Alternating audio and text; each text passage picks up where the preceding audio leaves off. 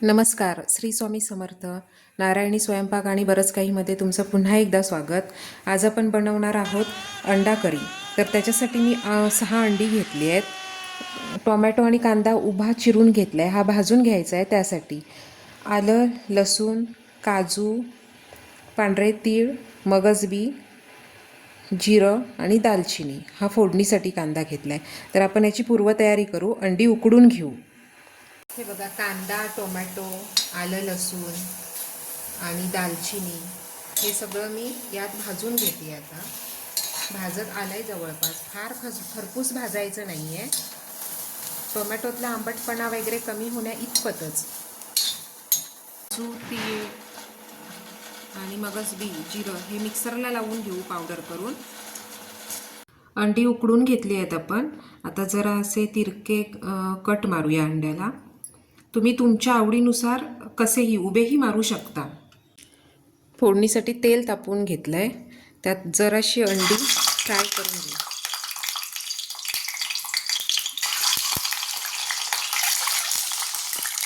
पाणी होतं त्याच्यामुळे तडतडत आहे.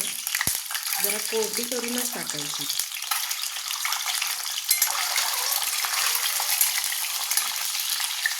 जराशी परतून घ्यायची.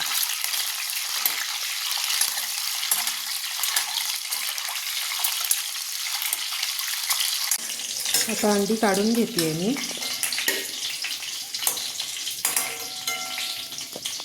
आता फोडणीचा कांदा,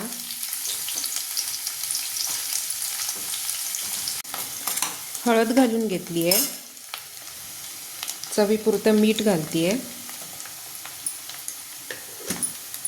कांदा चांगला परतून घ्यायचा. कोल्हापुरी स्पेशल मसाला 2 चमचे घेते आहे. गरम मसाला अर्धा चमचा. कांदा टोमॅटोची पेस्ट करून घेतली होती, आलं लसूण वगैरे घालून. तर ती आता आपण वाटणार. ते वाटण आपण घालून तेलात चांगलं परतून घ्यायचं. आता अंडी कशी स्वतः गरम असल्यामुळे आपण गरम मसाला किंवा जो कुठला लाल मसाला घालतोय तो जरा प्रमाणातच घालायचा, किंवा आलं लसूण पेस्ट, कारण ते सगळंच असं उष्णतावर्धक होऊ शकतं आणि आपल्याला खाल्ल्यानंतर त्याचा त्रास होतो. आपला मसाला कांदा टोमॅटोचा भाजत आला आहे. त्यात आपण ही काजूची आणि पावडर केलेली होती ती घालून घेतो आहे.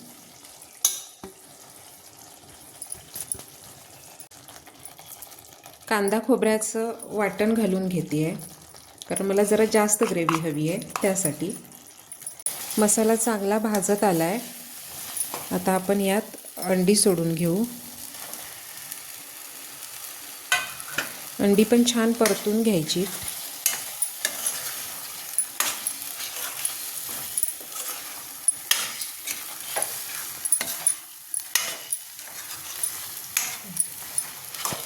आता यात गरम पाणी ओतून घेते आणि चांगली एक उकळी आणायची 5 मिनटं.